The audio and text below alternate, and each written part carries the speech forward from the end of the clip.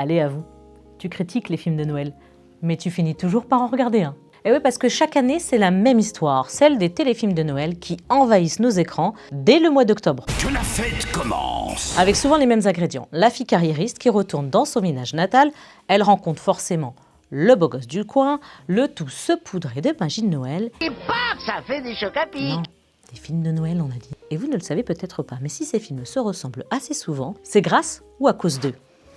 Hallmark, une entreprise qui à l'origine vend des cartes de Noël, qui détient aujourd'hui un véritable empire médiatique et qui règne sur le monde des films de Noël. L'idée de départ, c'était de rappeler aux gens qu'il fallait acheter des cartes de vœux pendant cette période.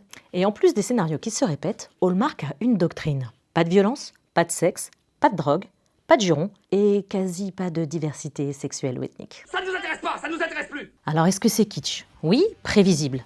Absolument, addictif, totalement. En tout cas pour le cœur de cible, l'américaine conservatrice. Et pour plaire, ils y vont fort. Leur production a explosé.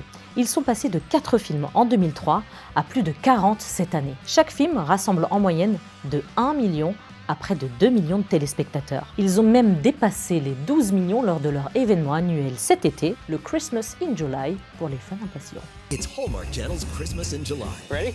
Yep. Featuring brand new original movies. Hallmark n'est plus seul à se lancer dans ce type de film de Noël. La chaîne de télé américaine Lifetime produit près de 30 films par an. Netflix, Amazon Prime ou encore Apple TV se sont eux aussi lancés sur le marché. En conclusion, grâce ou à cause de Hallmark, les téléfilms de Noël sont devenus un véritable phénomène culturel de cette période de fête de fin d'année. Eh ouais, vous n'avez pas fini d'en voir à la télé.